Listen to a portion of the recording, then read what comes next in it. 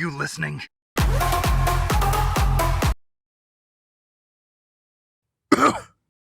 Huh. That was weird.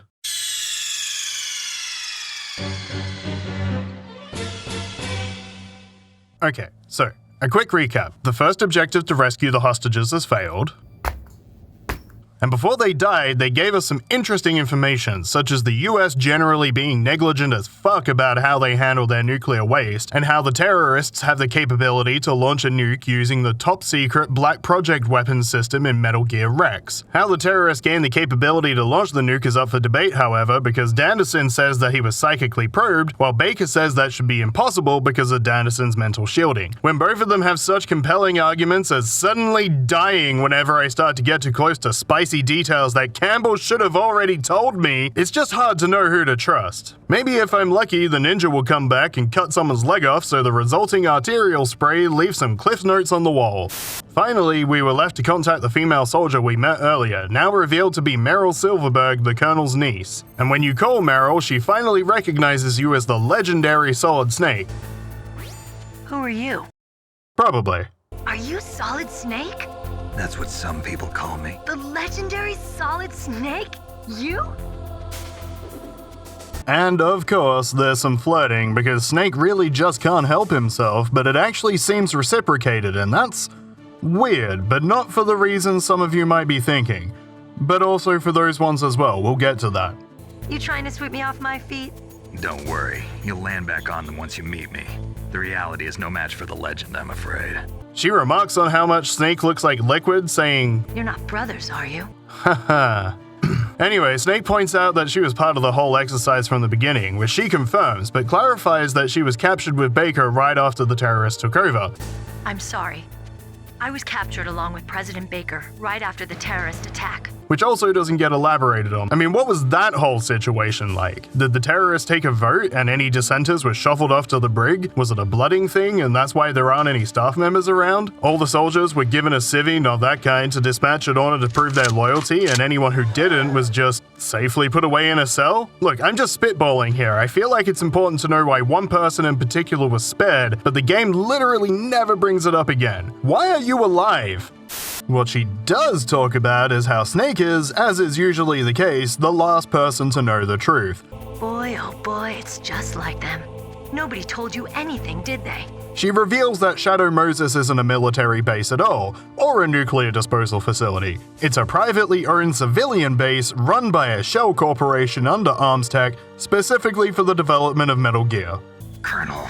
She goes on to say that Foxhound and the NGSF forces were brought here to assist with the program, which seems like overkill for a final weapons test, even for one on the scale of Metal Gear. A special forces unit would be one thing, but a full unit? A battalion? Is that too big? Squad's definitely too small. Look, basically, why would a fuck ton of soldiers be sent along for a nuke test, right? This isn't the 50s. We know what nukes do to soldiers in the field, and if this is such a secret project that Foxhound was tapped to help keep it under wraps, why would you risk that secrecy with the mobilization of troops in a region that I'm absolutely certain would be monitored for such things? I mean, as Snake says, the US would have performed launch tests before, so what makes this different? Meryl says it's because this was supposed to be the final test before the formal adoption of the Metal Gear program, and that tracks with what Danderson said earlier about the prototype going into mass production. Snake says that's suspicious and then never really elaborates on why, ever again, although I'd really like to know his thinking because he's absolutely right. Of all the places to test a top secret weapon, why would you do it as close as possible to a country that is both your biggest political rival and with whom you have a treaty that is violated by the very existence of the aforementioned weapon? Could it be that this test was going to draw the attention, maybe even the aggression of foreign powers for some reason? You probably think I'm reading too much into this, I'm sure, but that's fine, I'll be proven right in time. Of course, it's possible that this is just another big brain moment for Snake. Is this like how you thought a surveillance camera was suspicious? You're just completely dumbstruck about troop deployments, is that it? That's when he gave you the detonation code override keys, right?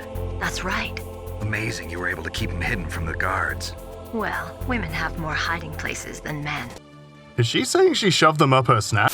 As far as Meryl knows, neither Danderson or Baker were ill, or had any other outstanding circumstances that would cause them to just keel over from cardiac arrest, and both Snake and Meryl agree that something fucky is going on. Snake asks her if she knows if Emmerich is alive, and she says he probably is, and that he's probably in the research lab in the nuclear warhead storage building to the north, in the second floor basement. He's being forced to work on the nuclear launch program by the terrorist, which is likely the only reason they're keeping him alive.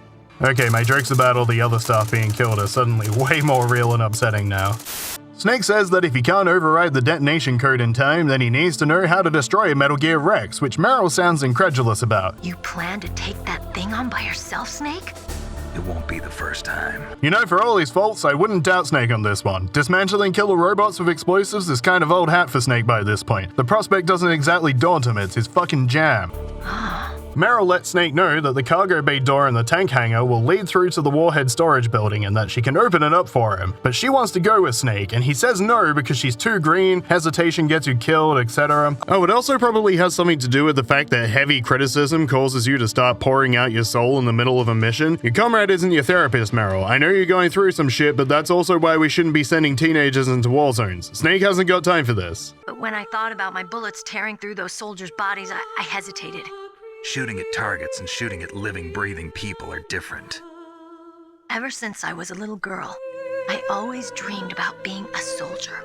I mean, sure. You could argue that this is a moment of female empowerment, that girls can dream of growing up to be soldiers as well. Counterpoint, is it not weird that children grow up fantasizing about being a professional killer for any government of the day? Snake even takes a moment to acknowledge that killing is something that inherently feels terrible for people to do, and that war not only facilitates its occurrence on a grand scale, but warps people's humanity to make it feel justified and accepted. You'll notice, however, that at no point does Snake say anything that even remotely approaches, and that's why you should stop, or maybe I should stop, or war needs to end. In the end, all he can offer is grim glorification, and telling her not to quit while she can, but to stay out of this particular conflict because she's simply not experienced enough to be an efficient actor. You know, someone might mistake this for sharp commentary by Kojima about the state of the American military-industrial complex and the projected impact it would have. But really, Kojima had several decades of modern US military action to look back on and sense a pattern within, which he could then extrapolate upon into the near future. The fact that his vision of an American military run rampant in a fictional 2007 was somewhat true when the actual 2007 rolled around in reality, and even true today in 2023. It says less about Kojima's prescience in writing and more about the US as a culture. So anyway, back to the video game. Okay, let me try to say this another way. Stay the hell out of my way. You're a real bastard. He sure is, Meryl. Okay, Snake. I'll be a good girl. Yeah, that's a totally appropriate way to end that conversation. Meryl heads off to open the cargo door, and the player actually needs to wait a couple of minutes real time for it to happen, so...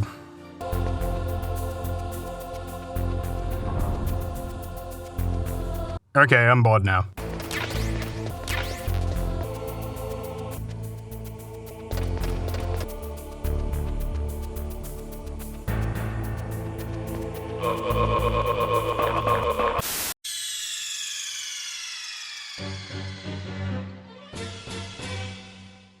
After a couple of minutes, the door opens, and Meryl calls to let you know, but Snake starts acting like a condescending creep. Snake, I unlocked the cargo door for you. Thanks. Where are you? Where I can see ya. Don't move around too much. Don't worry, I'm disguised in this enemy uniform. You won't be for long with the way you walk. What does that mean? Nothing.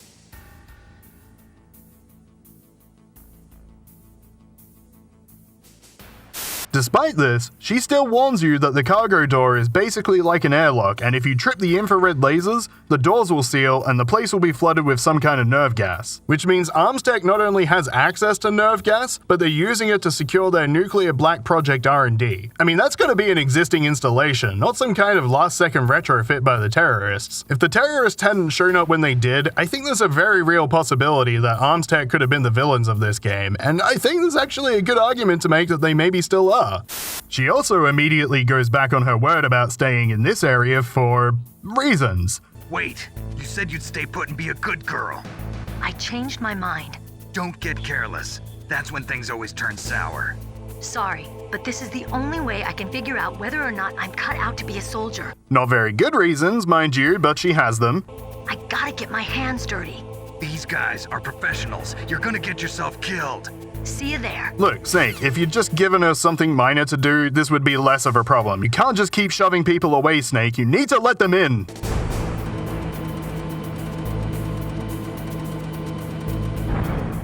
And when you get close to those lasers she mentioned earlier, Meryl calls to warn you that the cargo door is basically like an airlock. And if you trip the infrared lasers, the doors will seal and the place will be flooded with some kind of nerve gas. When you get outside, just a few steps into the field, you get a call from some anonymous weirdo with oddly scented texters telling me to watch out for mines. Snake, be careful. There are claymore mines around there. Use a mine detector. Who are you? Just call me Deep Throat. Deep Throat? The informant from the Watergate scandal? Never mind about that. Yeah, that's definitely what I was thinking too, Waka Waka. You're not using burst transmission. Are you nearby? Listen, there's a tank in front of your position waiting to ambush you. Who are you anyway? One of your fans. Okay, well, at this point, there's two people I can think of that it might be, and both of them are supposed to be dead. Not that death has stopped people from making a return in this series before, so I guess I also can't really rule them out. I mean, I guess it could be Danderson, the DARPA chief, because that did sound like George Bird just now. In that case, hurry up and get me out of here. Just call me Deep Throat. And I mean, he has the same qualifications as the other two for the fact that he's fucking dead, so I mean, I guess we'll just have to see how this one plays out. Unless it actually is Alan this time. If you walk on just a short ways ahead, suddenly...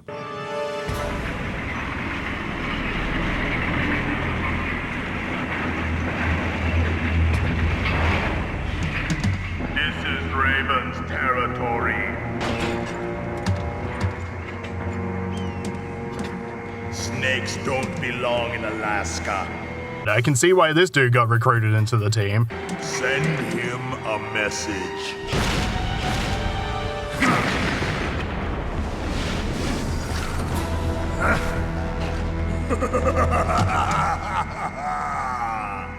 Played by Chuck, not his real name Farley, and talking exclusively in animal-related analogies, this is Vulcan Raven. That's also probably not his real name, but who's going to argue with an actual fucking giant who thinks he's a mystical shaman, takes his codename so seriously he had it tattooed on his fucking forehead, and drives a tank around while grinning like this. Alright, Nastasha, what you got for me? Teach me how to kill a tank. That M1 tank is equipped with advanced Victronics. Once it locks onto a target, it automatically tracks it, and its main gun is effective up to 3,000 meters. To get close, you'll have to confuse the tracking system. Use your chaff. Ugh, chaff? What about you, Master? Oh, that's weird. Alright, Meryl?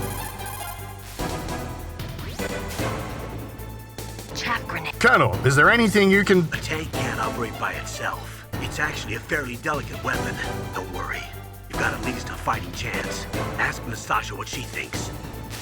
Why do you exist? So, fucking chaff grenades? No.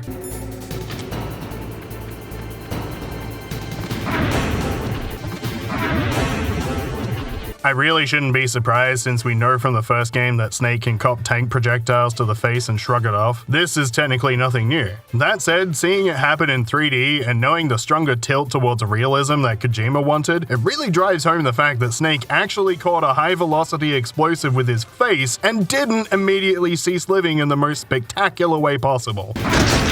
The tank itself sort of randomly rolls around in the middle of the field, vaguely heading in your direction, and if you get too close to it, it will try to run you down. What's more impressive than tanking around to the face, is that Snake can withstand being run over by the tank while taking minimal damage. Even having the damn thing parked on top of him for a few seconds is a mild inconvenience at best, rather than the brutal but awesome death by tank the rest of us would endure. If you're too far away from the tank, however, a gunner will pop out and start taking shots at you. And despite Snake being an absolute fucking freak of modern science, or maybe those nanomachines are just working overtime, I don't know, the rounds from the mounted automated machine gun from the tank do more damage than any of the other things that I just mentioned. What the fuck are they arming that machine gun with? The first time Snake is hit with a tank shell during the fight, Vulcan pops out of the tank while laughing his ass off, which I genuinely love as a villain trope.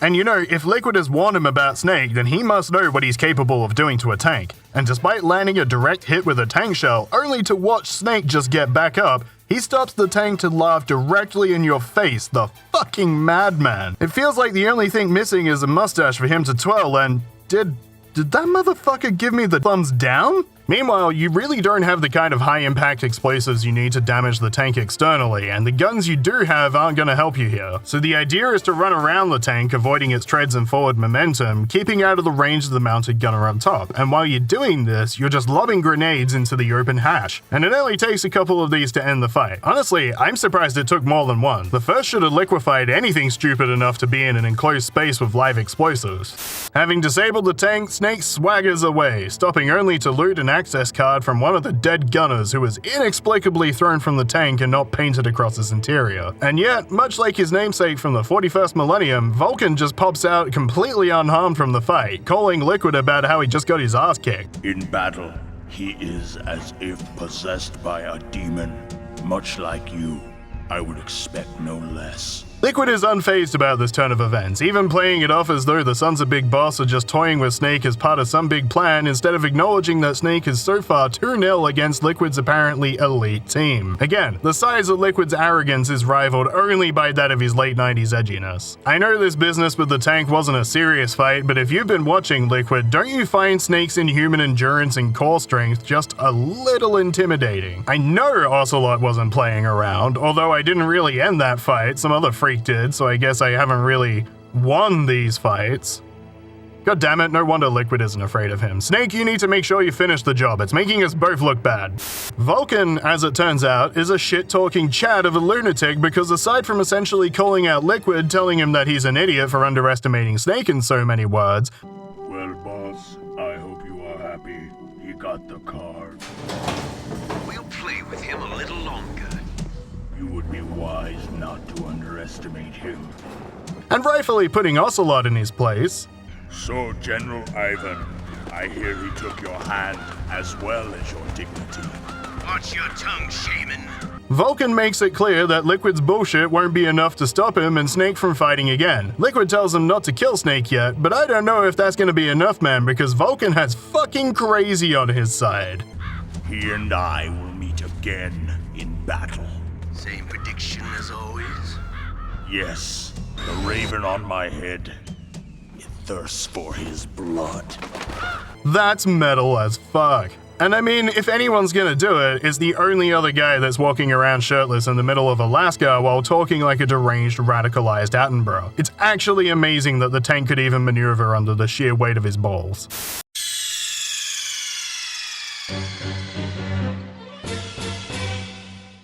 Entering the second building, Snake crawls under a blast door and emerges into the warhead storage room. Wait, the what? Be careful. You absolutely must not use weapons in that area. I've already programmed the nanomachine so that he won't be able to, Colonel. What? What are you talking about? Have you forgotten? That's where they keep the nuclear warheads. Can't you see them? Dick move, guys. You could have at least warned me before I came in here. Not that I'm really using them, but it's more of a principle thing. Also, I just want to point out that this would have been a good time to loop in Nastasha, you know, our nuclear weapons expert, just in case you wanted her to do the thing you hired her to do. Nastasha, what you got for me? Snake, that is a nuclear warhead storage area. Are all these filled with nuclear warheads? Yes, but their detonation mechanisms have been removed. So I don't have to worry about this island turning into a pile of smoking rubble. No, but if the casing is damaged, they may be leaking nuclear materials. Please, make sure you do not use your gun around there. See, so polite. All she had to do was ask. Think it's not stern enough? Well, call her back and... Naturally, nuclear weapons contain plutonium. Most of the radiation emitted by plutonium isotopes consists of alpha rays. The ionization effects are strong, but if they are kept in containers, there is no danger of exposure. But if plutonium enters the body through breathing or other contact, it is quickly absorbed into the bones and internal organs. After that, there is no way to remove it. Once that happens, the victim will be constantly exposed to it, and just 1/1,000,000th of a gram of plutonium can cause cancer. That is why a plutonium leak is such a serious danger. Make sure you do not use your gun anywhere near there. Like a professional, she calmly and clearly explains the dangers present in the situation, then asks me not to do the stupid thing, and doesn't just assume that I'm an idiot jarhead who will, and uses the fucking weird robot shit you put in me to stop me from using my weapon. Okay, so you come out of the elevator and over here is Dr. Wait, hang on, not yet.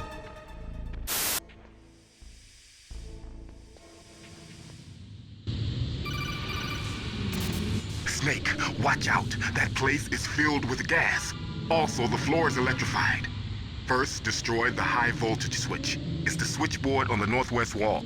But how? I can't reach it. Use a remote-controlled missile. You mean the penis rockets? Well, it's a good thing I picked those up off screen somewhere.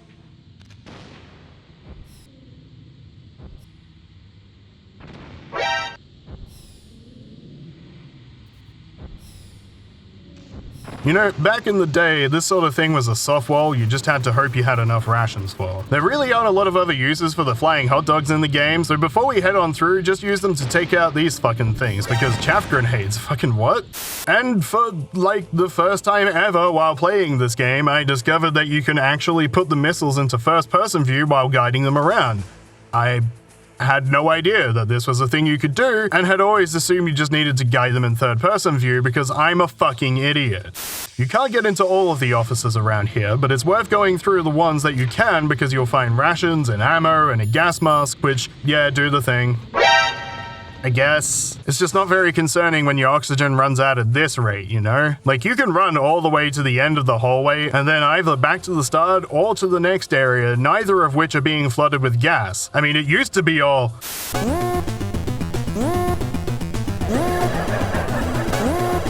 Shit. Not again. Need to get through the... Oh, come on, before the oxygen runs out, come on!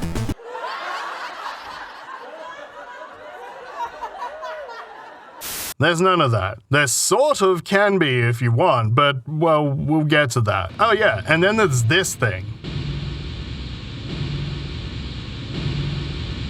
The Moai monolithic statues, located on Easter Island in eastern Polynesia. Numbered nearly 1,000, they're currently understood to have been created over the course of a few centuries, around 1250 to 1500 AD.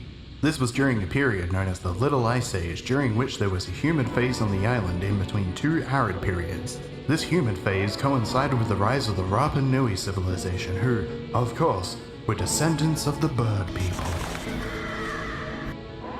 Though the statues are actually comprised of both the head and torso segments, their initial discovery found them in a state where they'd been buried up to their heads. This image of the heads alone, oversized with jutting brows, large pointed noses, prominent chins, and the geometric angled appearance of their features, would become their enduring representation in popular culture, and of course what we now know as the true visage of the Holy Guardians, sent by the interdimensional Birdman. But what is the connection to Metal Gear? Extraterrestrial groups have been terraforming and harvesting genetic material on this planet for more than 270 million years. Is that what Easter Island was? A genetic experiment? Of course. The connection is genetics. These aren't just statues, relics of an age-long past. How did all those ancient civilizations know how to do the same things if not for the intervention of higher beings reaching down to the cosmological equivalent of infants? Is that the same thing happening here? The Birdmen came back to pass on the true knowledge of genetic inheritance to Kojima, only for him to be stifled again and again by Konami? Is that why none of it makes any fucking sense? Is that why Konami kept putting them in their games as enemies and simple sources of power? Were we actually the baddies in Gradius? And Gradius 3? And Gradius 4? And Gradius Why do all 5? Of these games have their own wikis? I've been working on this for a week straight and all I've done is this stupid fucking scene. Why didn't I do this earlier? What is a Pandora's Palace? We've just been killing them and killing them. All those Birdmen dead. They have to know the truth. They have to know. No. No. What the fuck?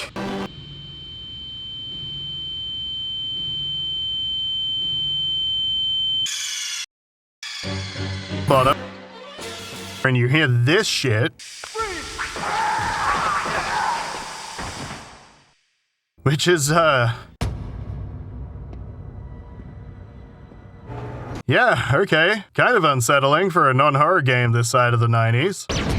It looks like they were cut by some type of blade. Christ, solid fucking Seagal over here cracking the case again. What gave it away, Snake? The actual massacre in here? The dude what looks like he was thrown into the wall so hard it created an impact crater? The Jackson Pollock of viscera across the corridor? And what is that fucking awful noise?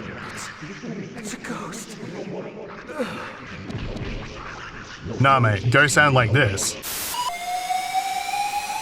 Look, alright buddy, just crawl out of the way and try not to bleed on my sneaking suit. I need to see for myself what's going on. Oh god!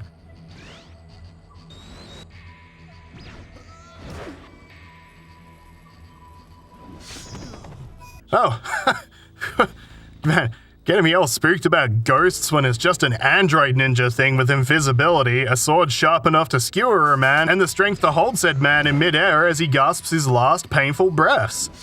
You know, I gotta hand it to Snake right now, you know, they almost definitely were cut by some kind of blade, and he worked it out despite this joke. It's no ghost at all, you lying asshole. So the ghost ninja stalks into the next room, and of course, solid I have a fucking death wish Snake just follows him straight in. And here's where we meet Hal Emmerich, as mentioned earlier, just one of the greatest characters in the franchise for so many reasons, many of them tragic in nature, and here's just a couple of them right now. When faced with a literal murder machine, he pisses himself on the floor, but don't laugh. It's hereditary. Where is my friend? What are you talking about? Oh, what next? Snake. You're that ninja. I've been waiting for you, Snake. Who are you? Neither enemy nor friend. I am back from a world where such words are meaningless. Yeah, okay, except you just said. And Emmerich's still over here sitting in his own filth and just stammers out, What's with these guys? It's like one of my Japanese animes. He said it. He said the thing, everyone. And he books it into the locker. To which the ninja says, Fine. He can watch from inside there. Are hormones running high because of the tense, seat-of-your-pants situation that's going on? Or is there just something about this island that brings people's kinks to the surface? I don't know what you think is about to go down in here, but whatever it is, I just want to say, I'm very into it. I need that man. Keep your hands off him.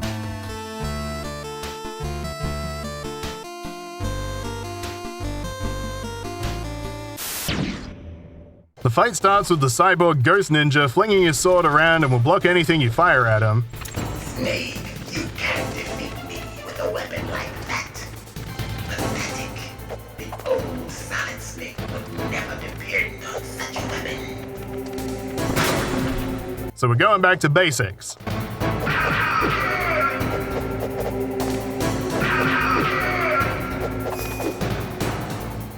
Good. Now we can fight as warriors. Hand to hand. It is the basis of all combat. Only a fool trusts his life to a weapon.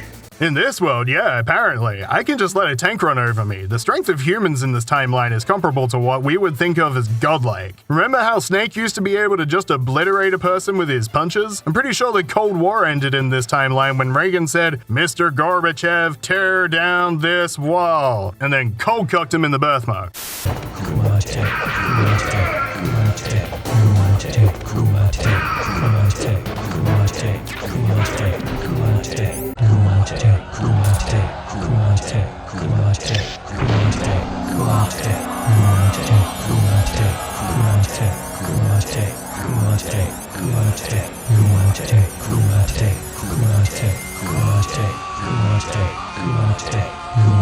As the fight progresses, two things become clear. The two of you have a shared history that Snake isn't fully aware of yet, and the ninja is just disturbingly into the pain thing.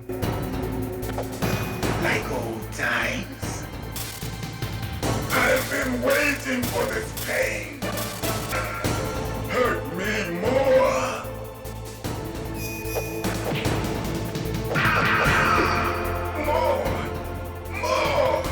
And after a while of trading blows, the cyborg ninja turns his camera back on and starts a game of hide and go beat the piss out of each other. That's good, Snake. Hurry up and catch me.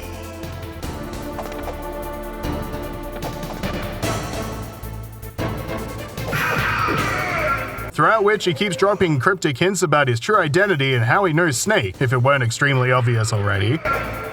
That's good, Snake. That's it. I remember that punch. And I mean, granted, it may not have been obvious, since remember, Metal Gear 2 didn't even get released in the West until much later. No, it didn't, shut up. Eventually, you fuck up his wiring or something, which not only stops him from cartwheeling all over the place, but also stops him from deflecting your bullets. So I mean, why give up a good advantage? Then the ninja, apparently unharmed due to the PS1 aesthetic, gets up and demands to know if Snake remembers now. And Snake does, because apparently his recall is tied to how he kills people. You were killed in Zanzibar. But of course, before we can get there, guess what happens? Just fucking guess.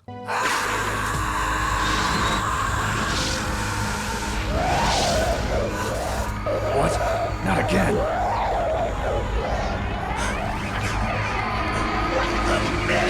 To be fair, it might not be a heart attack like the other two times, because at one point he starts repeatedly smashing his head into the floor while screaming about the medicine and just losing himself mentally. You know, I live in Western Australia, and I'm pretty sure I've seen this before. It's meth.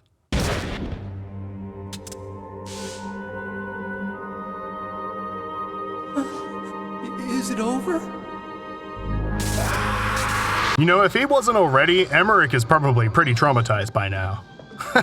I'm just kidding, we'll get to that. So sci-fi cautionary tale and definitely not a zombie Frank Yeager flips out in the way ninjas are wont to do and disappears again. So Snake checks in with the Colonel and confirms that it has to be Grey Fox.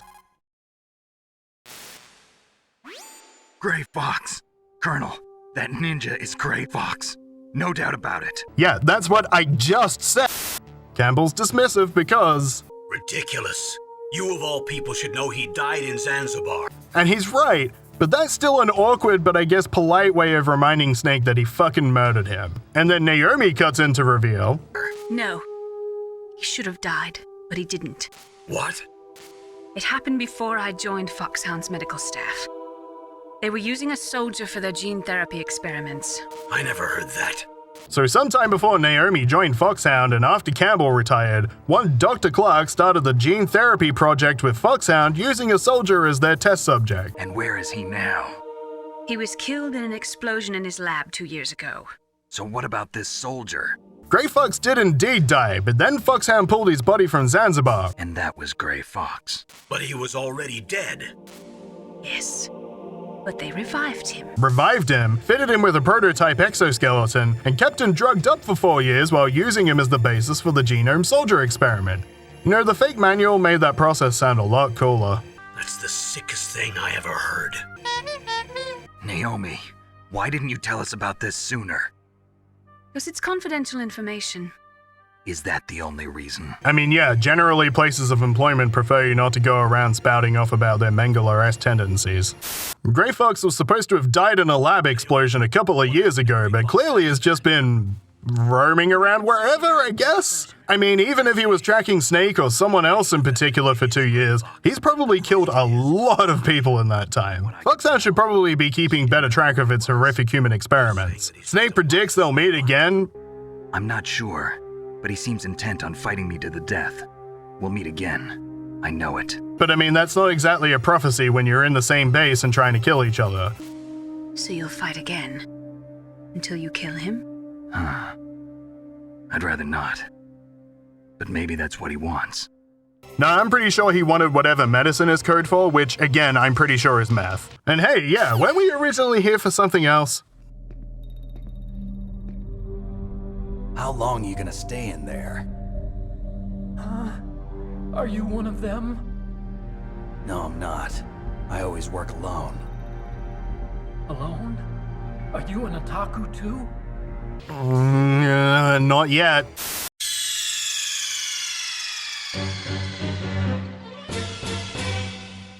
Get out, Chief Engineer Hal Emmerich. Oh, here to rescue me. No, Oh, well, you're not M. Hurt? Just twisted my ankle away. Well, worry about. I want to ask you information about Metal Gear. Huh? What's Metal Gear designed for? TMD, designed to shoot nuclear missiles. Shoot down nuclear missiles. Only defensive, of course. From the beginning, this exercise was Metal Gear's nuclear capability, using a dummy. No, you're wrong. Heard it directly from Baker. No, a nuclear Rex? All the armament separate department. President personally the final assembly unit. Baker? Yeah. I was never told they armed Rex with a Vulcan cannon, a laser, a railgun. A railgun? Yeah. It uses magnets. The technology was originally successful in miniaturizing a joint. Metal Gear's main is nuclear missiles. You're not forgetting. It's true. It was originally meant to carry nuclear missiles? Yeah, but they've only standard nuclear missiles and already have practical data. No. B. Co-developer, Rivermore National Lab, working on a new nuclear weapon. Nova NIF laser nuclear fusion supercomputers. So they developed a type of nuclear VR testing lab, huh? No, you can't use virtual data on a battlefield. These are supercomputers. This exercise was the real thing. What did our president do? Damn, all my fault. My grandfather part of Manhattan Project. My father, born on August 6th, 1945. The Hiroshima bomb. God's sense of humor. 3 generations of cursed nuclear weapon DNA. I think that I could science to help mankind, just in the movies. Enough crying. Metal Gear, where are they keeping it? Rex's underground North Communications Tower, long way there. The emergency override there too? Yeah, you'd better hurry. If they were planning a launch, if we can't override the launch, have to destroy Rex. Hal Emmerich, chief engineer for the Metal Gear project, unfortunately doesn't understand how the world actually works. I heard about you from Meryl. Oh, so you're here to rescue me? Sorry, but no. Oh, and he's also just massively naive. Let's talk about that. He tells Snake that the true purpose for Metal Gear is as a TMD system designed to shoot down incoming nuclear ballistics. Pretty quickly, this changes from an explanation by Emmerich about what he thinks Metal Gear is to Snake shouting an explanation into Emmerich's face about what Metal Gear actually is. I mean, of the two, Snake would probably have the better idea, and you might think it's weird that Emmerich doesn't know, seeing as he's the head engineer, but don't worry, we're getting there. I already know that Metal Gear is nothing but a nuclear-equipped walking deathmobile. Hey, that's not how that line goes. So we don't know a lot more than we did before, though it is interesting to learn that Metal Gear Rex has a less advertised development partner in Rivermore National Labs, whoever the fuck that is. Also, that this whole exercise was from the beginning about generating practical launch data for the new kind of nukes being fitted to Metal Gear. It should also be noted that this project is being worked on by the biggest dork imaginable. You actually have no idea. He hasn't really said the real reason for why he got into robotics yet. Just you wait. But also, what the fuck, Emmerich? What part of a 13-meter tall robot with lasers and railguns is supposed to help mankind with science? I can already hear someone furiously typing, "But he said it was for defensive purposes." Yeah, well, you know what else would have been fine for defensive purposes? A truck, or a plane, or a helicopter maybe. Something that would be way more mobile than a giant bipedal mech, something which requires a lot less logistical support, which would actually be suited to the task of taking down incoming missiles. And then blaming the whole thing on your curse genes, like you didn't know, like you couldn't possibly see how this would be open to abuse. It's not a giant machine of death and doom, it's the next microwave or bug spray, clearly. All this military R&D is just leading to smaller Rexes running around the place doing small-scale home protection, right? Oh, and then bringing up your father and saying he was born on the day of the Hiroshima bombing, like that's the worst thing about him? Like that's the worst thing about him that you already know, Emmerich? It wasn't your choice to develop a massive walking death machine. It was your family's haunted DNA that made you do it. Get the fuck out. And you wonder why I'm not here to rescue you? You're fucking lucky you built my favorite Metal Gear. So he says he'll show Snake the way, and Snake rightly points out that he's basically a cripple right now, and I just don't have the time to deal with that. Snake doesn't have the time to deal with that. He says I'll need him if I'm gonna destroy Metal Gear. I don't need you.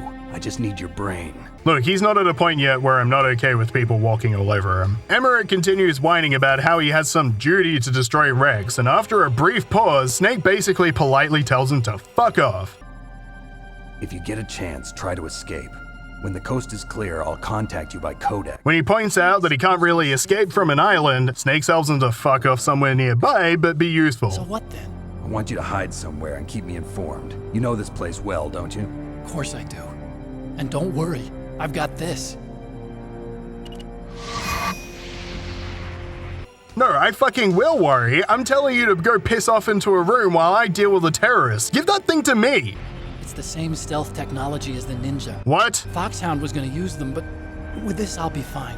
Bad leg and all. No, fuck your leg. Them? What happened to the other stealth suits? Snake gets the bright idea of killing two birds with one stone by having Meryl babysit Emmerich. That's great, actually. Let's make this quick. Meryl, the engineer's okay. That's a relief. I want you to look after him. Where are you now? Very close. There she is! Over there! Oh no! Damn, they've spotted me. Are you fucking serious? Meryl, what happened? Something's wrong. Incredible. Did you hear something? Wasn't that some kind of music? Excuse me, what the fuck did you just say? So in case you missed it, during the call with Meryl, there's a particular soundtrack playing in the background. You to look after him. Where are you now? Very close. There she is! Over there! Oh no! You might recognize it because I use it all the time.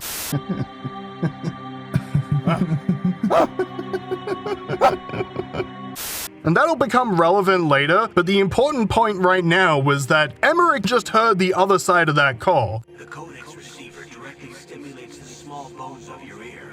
Did you hear something? No one but you will be able to hear it. Wasn't that some kind of music? I can only assume that Emmerich somehow tapped into it, because the alternative is that Snake's ear vibrated hard enough to be heard by Emmerich like some kind of horrific flesh speaker. I'd like to elaborate further right now, but Snake doesn't seem to think much of this, so yeah, I guess keep that in mind.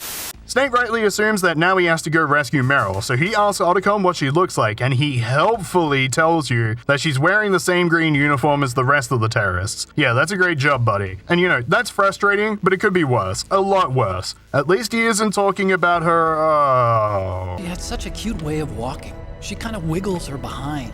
You were really looking. Well, she's got a very cute behind. Way of walking, huh? Oh, and remember when I said it could get worse? Well, of course it fucking does. When she's alone, huh? There's only one place where we can be sure she's by herself. Where's that? Don't be so dense. God fucking damn it, Kojima. So he gives you a higher clearance access card, higher than the DARPA chiefs or even Baker's, which, hey, I'm only thinking of this now, but isn't it weird that the other two had been captured but were still carrying their access cards? You're not in pain, are you? Huh? You feel okay? Nothing bothering you? What's wrong? Getting all friendly all of a sudden. No, nothing. I'm glad you're okay. You're strange. Hey, you wouldn't be so cavalier if you'd seen what I've seen. I'm a little nervous. Everyone else I've saved suddenly dies. You're bad luck. Hey, that's actually not inaccurate. Forget it, Doctor. Call me Otacon. Otacon? Alright, here we fucking go.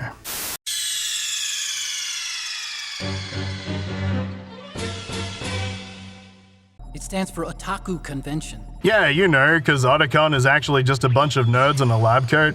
He explains that an otaku is someone who likes Japanimation, which is so great. I'm not even gonna correct it. And then goes on to say that Japan was the first country to make bipedal robots, which is a real true fact about real life as well. And that they're still the best in the field of robotics, which, really?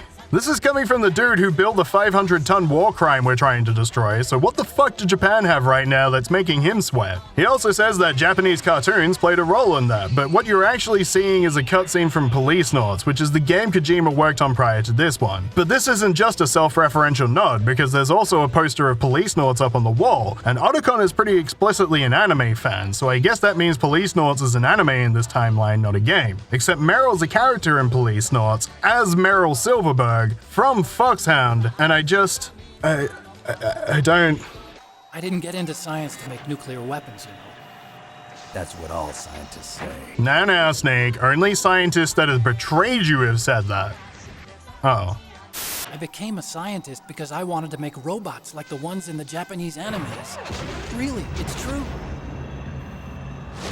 Just sounds like a childish excuse to me. There. He said it. He did this because of anime. You're absolutely right, Snake. It is a childish excuse. Seeing a thing on television and then immediately trying to emulate it because you think it's cool, literally that is the thinking of a child. You know how I know? When I was a kid, I loved Pokemon so much that I proudly announced to a room of my peers that one day I would make Pokemon real, and I was savagely derided and laughed at. Rightfully so, because if I had actually succeeded with such a plan, can you imagine what would happen if you even just let one of these fucking things loose on our ecosystem? That starry-eyed dream is a terrifying eco-disaster waiting to happen, but also because children's stupid dreams should be crushed, I guess, so that more realistic ones can be nurtured, no matter how much it hurts to hear coming from their own brother, Michael!